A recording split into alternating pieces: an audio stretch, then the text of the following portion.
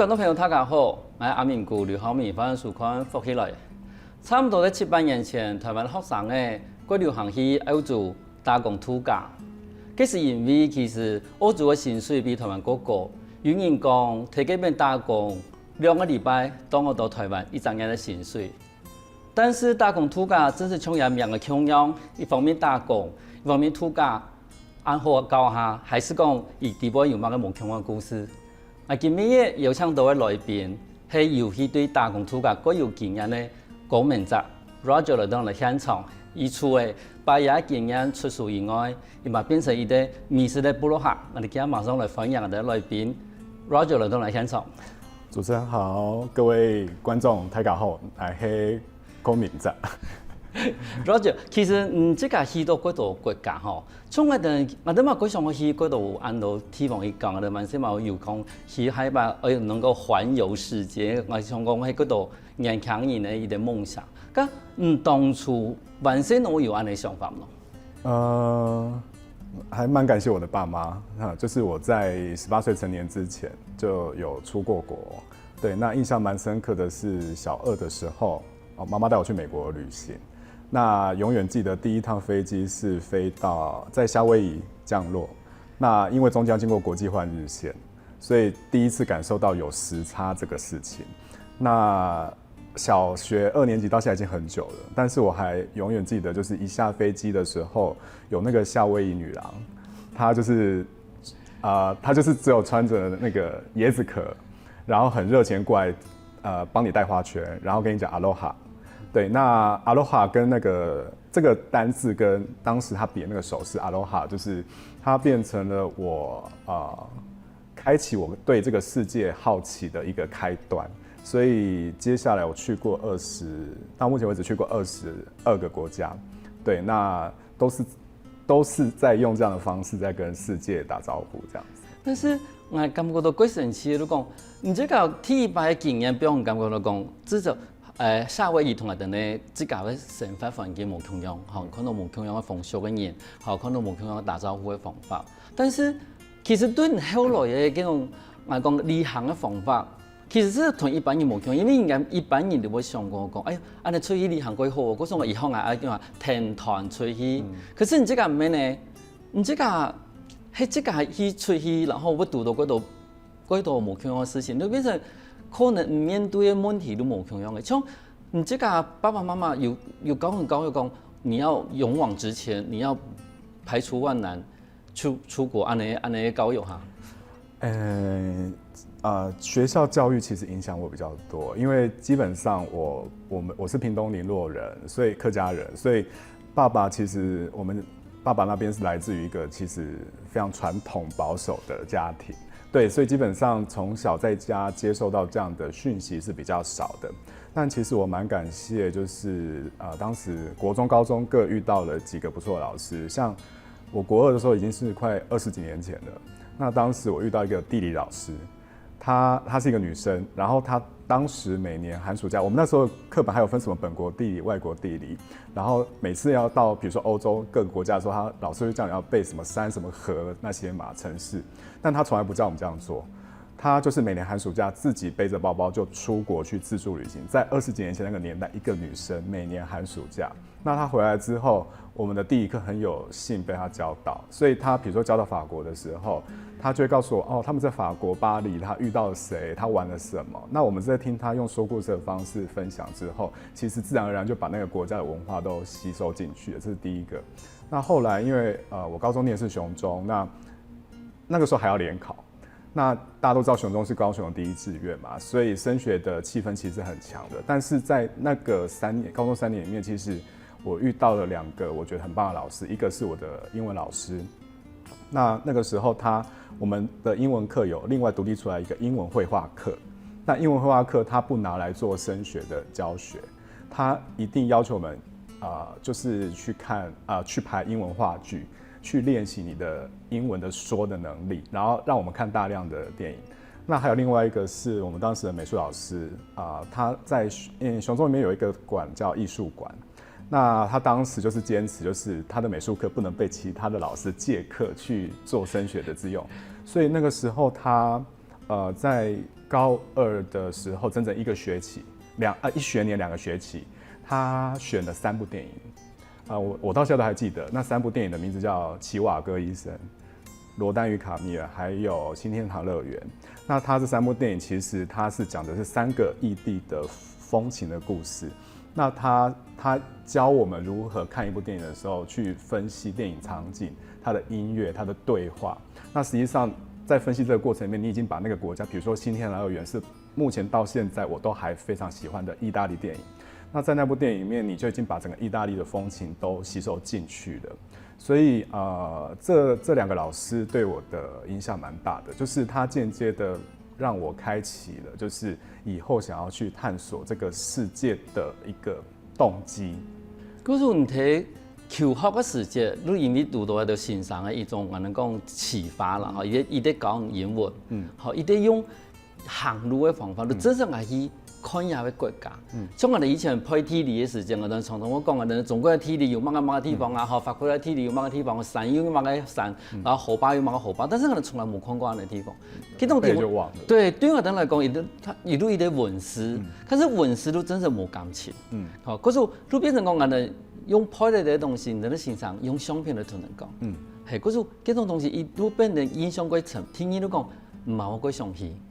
我還有一個有趣的可以分享。就是後來因為遇到這些老師，那你開始其實因為雖然台灣都講究升學制度嘛，但是你其實每個人都會慢慢的知道其實自己的潛能在哪裡。所以我後來發現，我大學聯考的時候，只要因為我到人生到目前為止，我最喜歡的2件事情就是旅行跟寫作。那這也是我目前一直在堅持做的事情。那其實我發現很有趣的是，你回頭再看當時大學聯考出來的成績，它就反映出來了。跟旅行跟寫作有關係的科目，比如說國文作文，然後英文、地理都非常高分。然後雖然我念雄中，但是我大學聯考數學考了29分。對，所以其實你從一路走來的過程，你都其實可以發現你自己的嗜好跟潛能在哪裡，這樣子。可是你對呀地方，你都已經第一講，其實你嘅嗜好跟你擅長嘅東西，當然以邊個的好，可是我哋會建立起，建立起以後就變成你後來佢創業為一個技能，好寫作文，好，無如講我哋出去行路，好，我哋出去看無看嘅東西。咁問題係旅行寫作文對於健康人來講，尤其係你同我講，爸爸來伊哋歸保守，伊哋客家伊哋家錯，可是客語錄音嚟講。呀，的創得都是哈，爸爸媽媽對安尼，你這個嘅願望我幾擔心有，就是你到現在都還是一直在你證明，但其實說實在的，也不是說只是證明給大家看，因為這是自己的人生嘛。但是當你在證明自己的過程裡面，其實他在旁邊他都會看到。那當你一次一次的達到某一個成績的時候，你其實相對來說就是讓他一次一次的開始感到更安心。因為我永遠記得我研究所剛畢業的時候，還沒有去我的打工度假3部曲之前的第一個花蓮之前，那個時候他每一年都希望我去考公務員。對，所以但是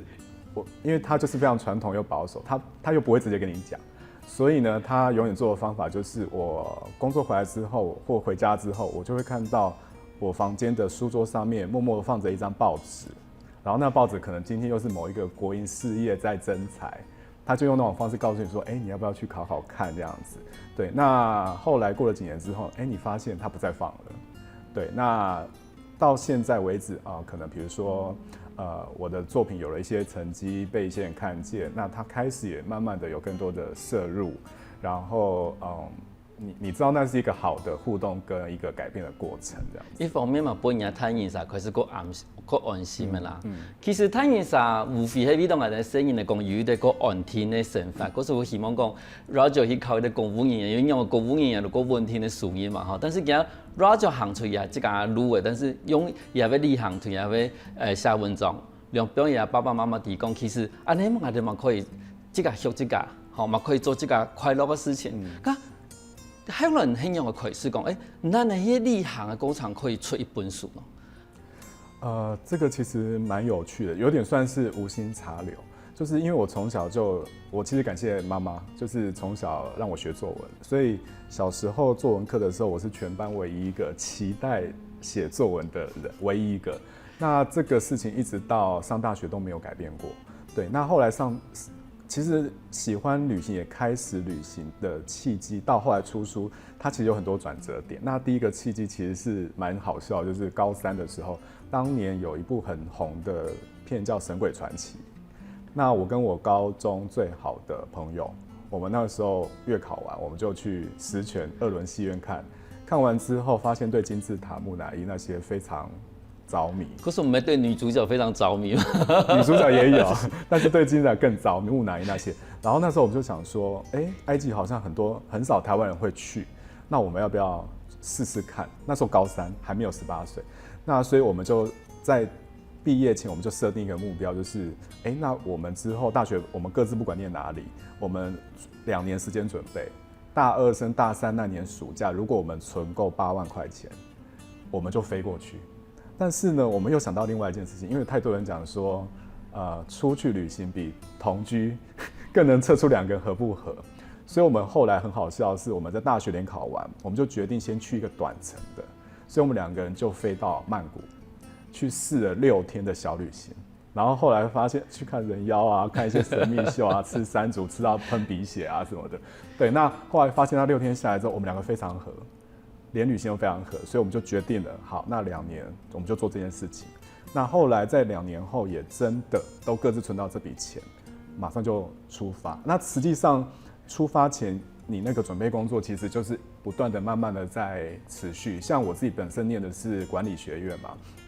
但是我为了要去埃及，我还特别去跨观光系修他们的观光英文啊，其他课程，就是在为之后要自己出国做准备这样子。可是你都要出得国，其实伊要做几多准备。其实第一项我等我提供出国以后发生乜嘅事情。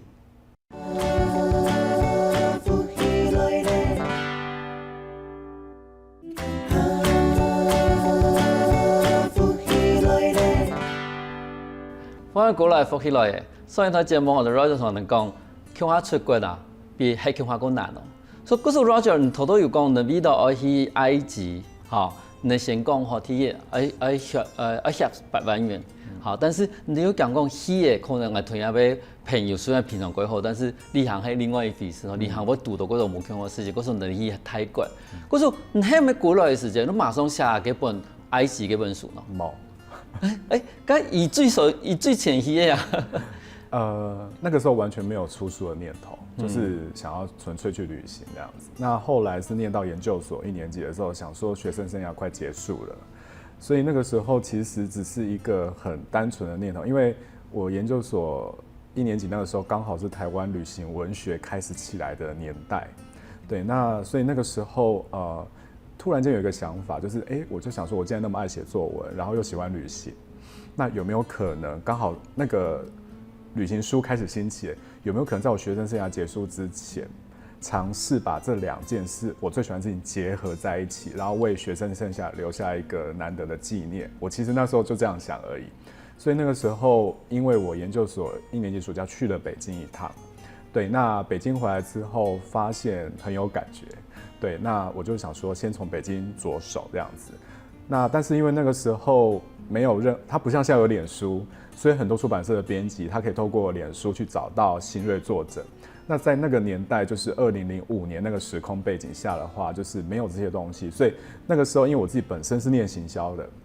所以我就尝试就是用比较土法炼钢的方式。我就去自己拟了一份企划书。那因为我来不及，因为我还要写论文，所以我研究所2年级等于我如果要写书的话，是论文、上课、写作同时3头烧。那我来不及写完再投出版社，因为这样子我毕业前可能来不及出版，因为接下来又要当兵，所以后来我就决定先写一份企划书，然后把前2篇文章写出来，然后把目录、骨架、整本书骨架还有书名都写出来之后，就拟了一个企划书就送出版社。那当时我就是去诚品书店一间一间翻每间出版社后面的版权页，那看这间出版社的设计风格我喜不喜欢，那我就会排序这样子。那前面的2个月就是我投了前20家，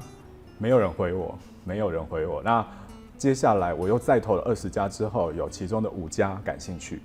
那这5家感兴趣，我就一间一间去谈，拿我计划书去谈。那后来就很幸运的可以跟就是高宝书版集团合作出了这本书，叫《我的裸体小北京》这样子。对，所以作家这条路是阴错阳差从这个部分开始的。对，我来修正一下也要讲法吧哈，其实也名啊都我的裸体小北京儿，哦，因为一家里的儿音，因为光看个书名哈，都觉哎呦小北京儿，唔係講小北京哈，因為小北京啊，都講人哋個台式嘅嗰種詭異嘅講法，但是加一個兒字嘅時候，你發現哎呦，真的會有嗰種看名嘅，都感覺到有嗰種地方嘅嗰種氣氛都睇地位。對。但像咱嘅根本都唔得係一步一步。去想講講，我樣嘅去出一本書，因為有啲人係講，我全部先下好嘅，嚇，那看有在前出版社，但是你這個唔係，你這個係先兩種，嚇，然後書體有嘅架構係樣嘅，然後名嘅就先下好，然後你係這個去前，去前這個因為個編排水準，個適合名嘅一種方法，俾幾種出版社，一開始去前嘅出版社，後來都出版咧，一本書當書賣樣嘅呀。賣得還蠻不錯的。對，那這本書的話，就是當時很幸運的是，你看到這個封面，它是一顆北京的大燈籠，這個是在北京街頭胡同裡面常常會看到景象。但是不知道少明哥有沒有看到，它裡面其實有天壇嗎？對，它把天壇卡進去裡面。是。那當時這一個封面設計，它入圍了亞洲封面設計大獎的最後的決選名單。而且佢從嘅係咩？飛機的機艙。係嘛？我們剛剛講飛機的機艙。所以它是用飛機的機艙跟胡同的窗戶出去看出去燈都把它結合在一起。然後再把那個天壇鑲在燈籠的那個皺褶上面，這樣子，對，所以當時這個巧思其實很感謝我當時的設計師，對啊，如有一種講我哋人哋去我哋比如我哋台灣坐飛機去到北京，哈，其實北京我哋感覺到講過去我哋歷史地方有看過，但是真實的北京我哋其實對我哋南方人來講，我哋真係完全唔知，因為以冬天的時候會落大雪，以前北方人過嘅生活其實唔係我哋南方人嗰種嘅生活完全冇共樣。好，因為我哋晚些時候常常看嗰度關於我哋北京嘅一個故事，但是你真係去多時間，你發現個胡同裡面的生活根本完全不一樣。而且因為那個時候，它是在北京奧運前，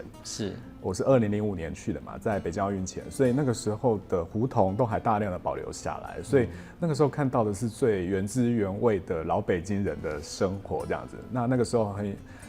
很幸運，就是把當時整個旅行的歷程全部都收進了這本書。那這本書後來也因為反應很不錯，所以出版社就問了我說，那有沒有其他的旅行的國家可以適合當題材的？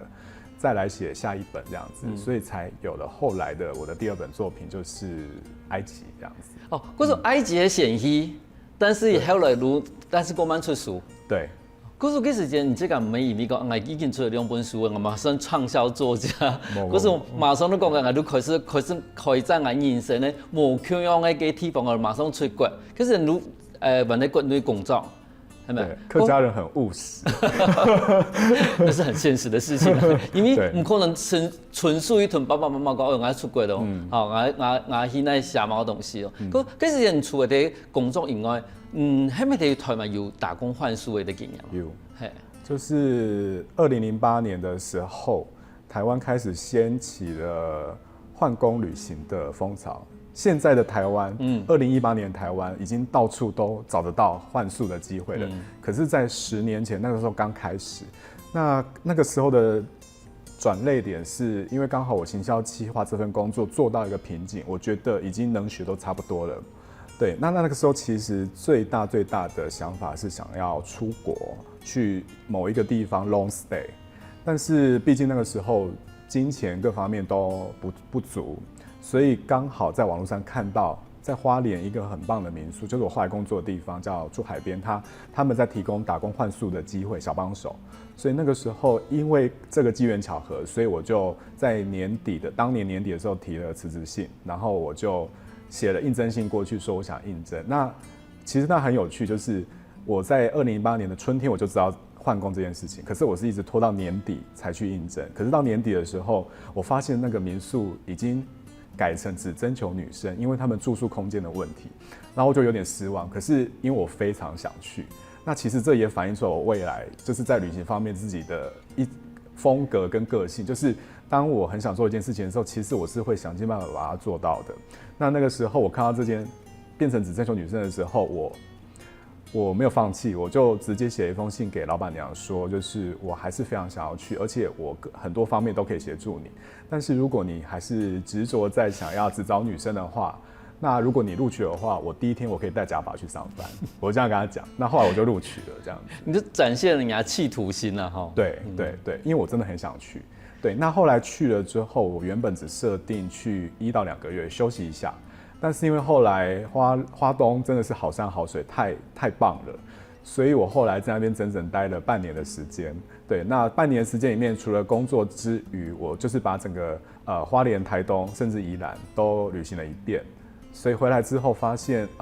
蛮多素材可以分享的，所以就花了时间写了我的第3本作品《西岛丝落》。那这本书也是当年2010年出版的时候，台湾第1本撰写台湾岛内打工度假的旅行书，这样子。我想讲，其实后来出书以后，你都讲一定用工作的嗰種閒暇時間，哈，你去看個我哋在東埔冇共用的地方。但是我想講，觀眾朋友可能嘛，各有興趣一件事情，如講，其實你打工換宿哈，冇到打工度假，佢工作的內容係乜嘅？係你這個。因為你這個去一啲寫來吧，你係愛一啲技術的哈，還是一啲做乜事情呢？冇空用。打工換宿，因為它沒有薪水收入，所以實際上它是一種交換的概念。是，對，那就是你提供你的勞力，然後去交換免費的住宿跟餐食。就實習啦，係。對，那也因為打工換宿，它並沒有真正的老闆花錢聘請員工，所以某種程度上面，他的工作性質啊、強度啊，都不會像打工度假來那麼強，它就是一種互信的概念。那其實這種概念，當時我去到花蓮之後，我有點震驚，就是原來有這麼多人其實是在用這樣的方式生活。其實如果把這樣的概念套用到2018年現代的話，就是這2年全世界開始興起的叫做共享經濟。那實際上在10年前的花蓮已經有一群人開始這樣做了，所以當時我在花蓮半年的時間，我有非常多在西半部台灣生活的時候的一些價值觀都開始慢慢的有調整跟改變。比如說，除了我在我自己的民宿打工換宿之外，我自己休假的時候，花東有非常多有機小農。好，比如說，那他們在收成的時候，他們沒有錢去請人幫他們來收割農作物。他就會去徵求每個民宿的小幫手，說：有沒有誰今天可以來幫我收割？但是我沒有抱歉，我沒有工錢可以給你，但你自己準備一個大木箱過來。今天農事結束之後，田裡面任何的蔬果你想吃到的，你自己採。那我就會帶一個超大的木箱去把全部都裝回來。那可能那些菜就足以支應我未來一週甚至2週的菜錢。那我也曾經去幫工地去幫大家刷油漆，然後或者是說去商店去幫大家殺魚或換菜，挑菜這些，那這些都沒有建立在金錢的交易上面，你會發現人跟人的本質之間更靠近。這個是我在花蓮居住的那半年時間，我覺得最大的轉變，而這樣子的轉變，它其實也影響了我未來的人生，有很大的不同這樣子。以前農業社會地方，我哋有基本上就教講，路邊人講我哋基本嘢嘛有洗頭時咧，睇緊熱氣天數。同 Roger 哋講嘅咯，其實都講我哋咧我哋可能人強人用我哋咧勞力，嚇，但是我哋可以去揾別人嘅一種實習，但是中間係冇錢嘅關係，因為有錢嘅地方可能人嘅關係都會變質嘅。休息一下，我等下 Roger 喺嗰度，嗰精彩嘅故事哦。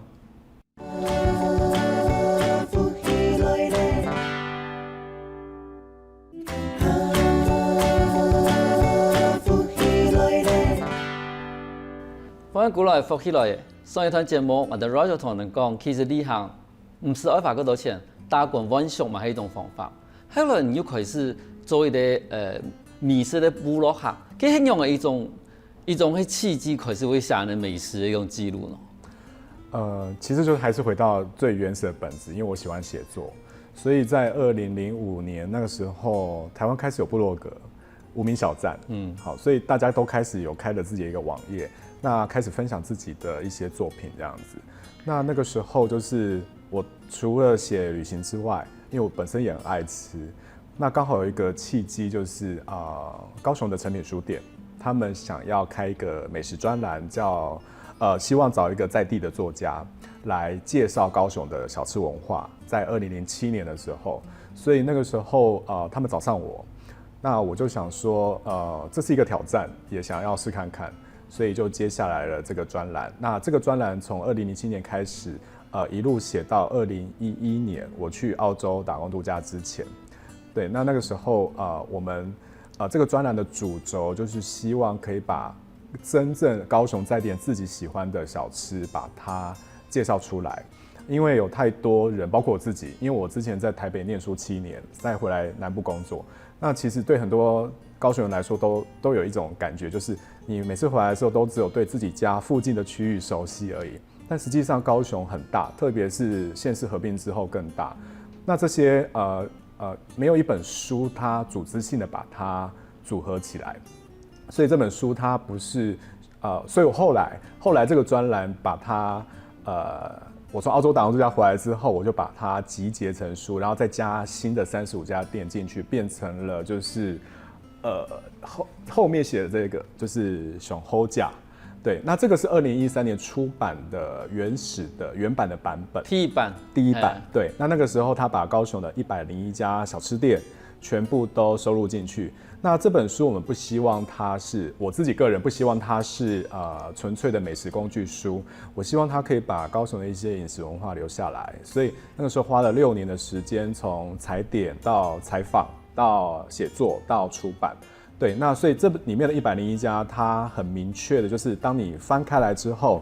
它每一家的字数都大概是1000个字左右，但是它都分成2大段。第一段写的就是这个小吃店家他代代传承的故事，第二段才是食物的味道本身。那它最大的目的就是希望当大家翻阅这本书的时候，他可以更了解自己这个城市的一些饮食文化。所以当今天如果有你的朋友下来高雄玩，你要带他去吃的时候，你自己就可以讲出这个属于你自己的城市的一些故事。那后来这本书就是反应还不错。那我们在2015年的时候，出版社帮我做了第2次的改版，这个是现在大家在市面上可以看到的版本。那这个版本的话，它比较特别，是它除了换封面，然后把原本101家的资讯全部做更新之外，它同时在另外收入了10家店进去。因为原版出版之后，有非常多的读者在演讲场合告诉我说，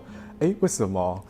主要都以高雄市以前的高雄市为主，以前高雄县很少。但是因为当时专栏开的时候，县市还没有合并，对，所以后来在改版之后呢，我们稍微把它平衡一点，我们再加了10家店进去。那特别像凤山，然后像冈山这些，我们就有收录了一些小吃，当然还是不够的。但是这本书就有更完整的111家店的收录。对，那这个版本后来同时在2015年同年的时候也很开心，就是出版了就是中国大陆的简体中文版本这样子。对，那后来在这几年的时间，因为我自己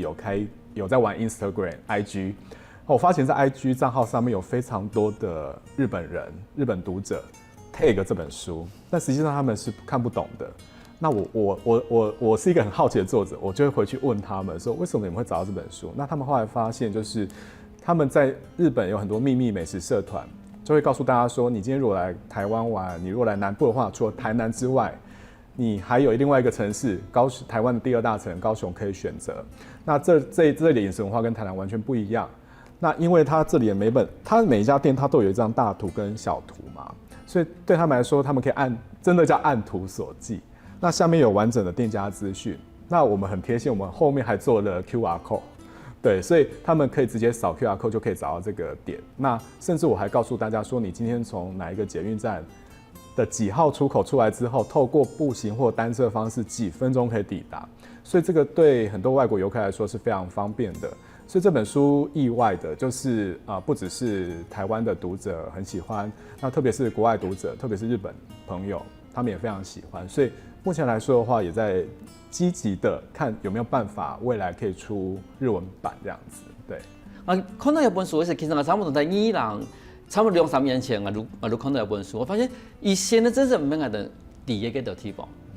有的地方真是我感觉到讲，真的按人讲。行的地步，而行下来的人，咱伫安尼地方，可是当初在设定也要上好这样时间，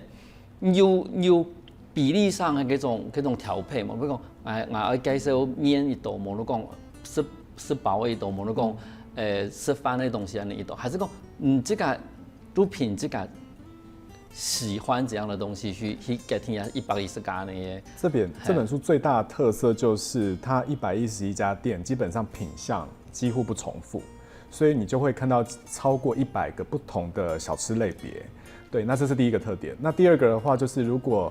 翻过这本书的话，就会很清楚的知道，这本书跟其他的美食书不一样的地方是，它的目录它是按照时间去做排列。那我想象今天我是一个旅行者来到高雄的话，我早餐要吃什么？然后我中餐如果要吃主食的话，面食有什么？米食有什么？那下午的时候，如果我想要喝个古早味的冷热饮，有哪些摊位？那接着如果到处去玩，然后我要吃小吃摊，就像刚刚少明哥说的，很多都是在很不起眼的巷子口里面，你遇到这些小吃摊可以随时即走即吃的摊子又有哪一些？那晚餐到宵夜，如果你今天要在高雄过夜的话，你宵夜可以吃什么？最后你要离开高雄的时候，你可以带哪些伴手走？它是按照这个时间去做排列的，所以基本上对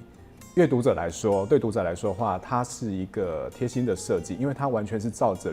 旅行的需求来做安排的这样子。係啊，因為一本書喺開始嘅時候，你也要設定真係冇窮嘅。嗰種人，觀眾朋友看一本書嘅話，你會發現一堆早晨開始，然後檔主，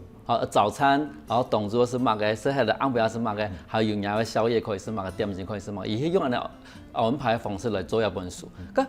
喺咪出嚟一本書以後，你去澳洲，好多喺咪有講。對。係，咁澳洲嘅迄個情形，因為其實大家幾流行去澳洲，咁。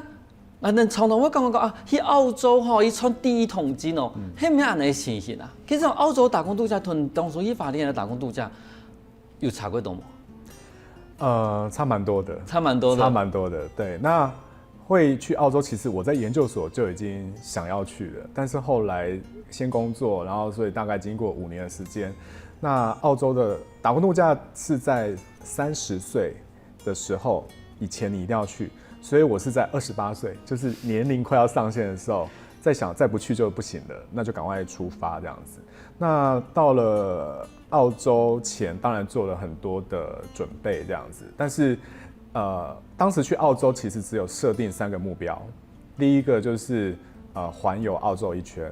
然後第二個就是因為我小時候學過3年網球，所以我希望去世界網球的4大公開賽之一的澳洲網球公開賽去至少看過1次比賽，然後第3個是因為台灣是亞熱帶國家沒有雪，所以我希望在澳洲可以學會滑雪，所以這3個目標裡面都沒有剛剛少明哥說到的帶一桶金回來，因為打工度假簽證它最原始的精神是你今天如果到了一個國家去旅行，那可能當地的物價很高，你如果拿台灣錢去的話很快就會燒光，所以如果你是年輕人的話，當地政府提供給你另外一個選項，就是給你一個不同的簽證。你到當地去之後，當你旅費快沒有的時候，你可以在你停留那個城市合法的去找到一份工作，然後呢賺夠錢之後呢，再去繼續自己的旅程。對，那實際上這個是簽證它最原始的精神，只是後來可能大家會把它比較着重在賺錢存錢這個部分，所以它有一點點是處於失焦的狀態。對，那其實外國政府也很聰明，因為你在當地賺的錢，你又在當地消費，那其實都是貢獻，還是貢獻給那個國家。但是實際上對年輕人來說的話，我每次出去演講的時候，都會跟台下的年輕人說，人生大概20到30這10年時間是最精華的10年，所以這10年時間，如果你有任何機會，你想做任何事情的話，都盡量去嘗試。對，那打工度假是一個非常好的選項，因為有非常多人跟我一樣，當時去澳洲前的原始目的都不是打工度假，都是想要出国留学。但是其实大部分的台湾家庭，他其实是没有办法负担他的小孩一个这样长时间在国外念书的所有的开销。这个时候，如果你还是想要拓展你的眼界、累积你的生活经验的话，其实打工度假它是一个非常好的替代的选项。那我们那个时代只有少数几个国家，纽西兰、澳洲可以选择而已。但是现在已经有10几个国家开放给台湾的年轻人可以去到当地打工度假。至少1年到2年的时间，所以这个是这也是我现在出我的第5本书，就是大澳其实它很主要的一个原因，就是让大家看到就是真实打工度假的一个样貌。对，就是它不是很甜美的，就是你一定可以带100万回来，因为我到了当地之后，我是看过更多人是把台湾带去的钱烧光了之后，默默的就摸着鼻子回到台湾的更多。那澳洲它跟其他国家更不一样的地方是，因为它的打工度假签证没有人数的限制，所以今天意思就是说，你可以很容易的就申请到这张签证到澳洲去。可是，那就代表大家都会到澳洲去。那再加上有留学生，留学生也是可以打工的。那所以你到了澳洲当地之后，你马上面临的是非常竞争的工作环境。所以其实很多人都会说，哇，你去打工度假的人是为了逃避台湾的生活什么才去到外国当劳工，但实际上你到了当地之后，你面对的工作上的挑战其实是一样的。所以这本书里面它有一个很重要的核心，就是它把澳洲去打工度假好的、不好的，你会可能经历到的情况。你可以挑战看看的，你可能没有想过可以看到风景，全部都花了时间把它收录到这本书里面来，这样子。故事其实打工度假唔单止係旅行一件事情聽聽，其實喺工作嘅過程裏邊，我一定要去面對嗰種問題，一定要去解決嗰種問題。設計時間，那係唔變態人嘅一個時間。像其實今日我哋規範去邀請到嘅我哋 Roger。伊都同我哋講過，其實生活係蠻延長嘅時間，假如你行一條無窮嘅路，你的人生都無窮嘅意義。今日我感謝 Roger 來到我哋現場同我哋分享很多精彩故事。謝謝主持人，也謝謝各位觀眾朋友。那如果大家對澳洲旅行有興趣的話，歡迎大家都可以翻翻我的最新作品《大澳》，然後去規劃澳洲的旅行。那如果說大家對吃有興趣，然後想要安排一場高雄的美食小旅行的話，也歡迎大家來翻我的另外一本作品《上好食》。謝謝大家，謝謝。休息好，等下看落來，圓通一通哦。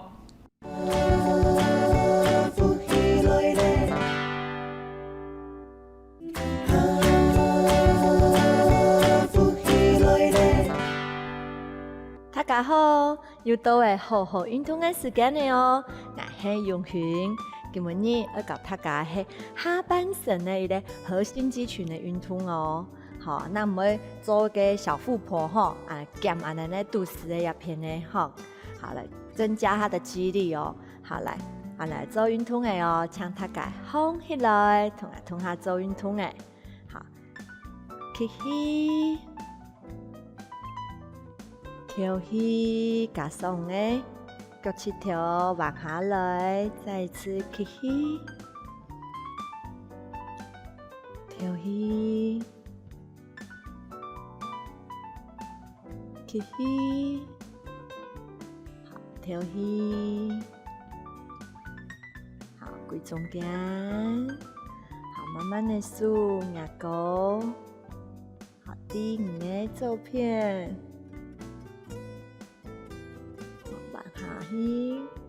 做停留，好，慢慢的低前面，讓下來，好，再撈高去，數慢慢的放起來，好，再過來，好，更加來彎片照片，好，彎的右片。做停留，好，慢慢地下來，再過來，撈一啲人強呢，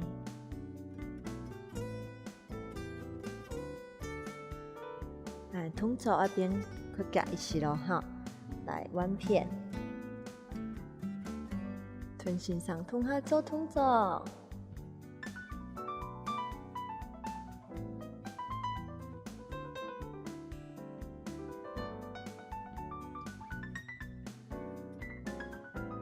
弯片，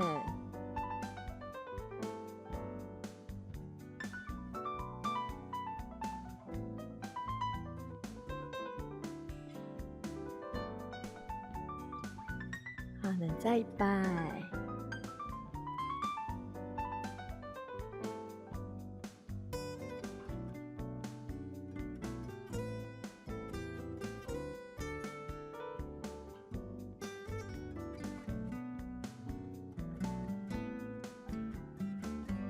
用下来，用手，另外加速在牙膏，好，慢慢的过来，好，更加呢来朝凳，来做，来核心肌群的动作，好，一样哦，来夹，好，你背囊会打出，右骨打出来，好，两只手柄的两片，两只脚，压上来。好，感觉好，有稳稳的坐顿的，唔好摇来摇去。好，你看慢慢的，用一只手，用两只手，好，停留哦。唔会感觉的肚子个软哦，控制好哦，冇必要的摇来摇去哦。加油哦！好，慢慢的脚放下来。脚再伸出来，伫前面做一个缓和的动作。好，再摆哈，两只手放喺隔壁。好，脚准备哦，压高高的哦。好，压上来。好，感觉 OK 啊，都可以伸出你的手，做停留。控制好我的骨盆，加油哦！最尾10秒钟，1、2、3、4、5、6、7、8、9、10，好，不用下来，好，再慢慢的伸出，不用下来，不用松。好，再过来，我肚子强强啊呢，大大，我的肚子紧，好，肚子的肌肉呢可以好放松一下，好大大，好，更加强，好两只手到我的胸前，好，吸气莫吐，吐气慢慢的下去。一节一节一节一节，慢慢的抿下去，好，倒停来下，好，吸气莫吐，吐气一节一节再上来，尽量用肚子的力量，好，慢慢的送上来，到好原来的位置，好，再一摆哦，吸气。吐气，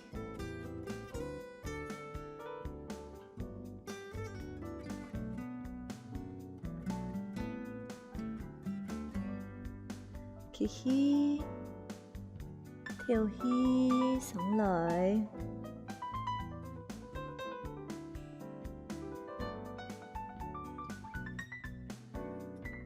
好，压通走来做4摆，好，第3摆吸气。吐气，再下去，一节一节，控制好的劲。好，吸气，吐气，再上来。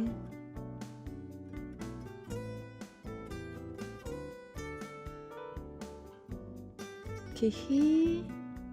吐气，下去。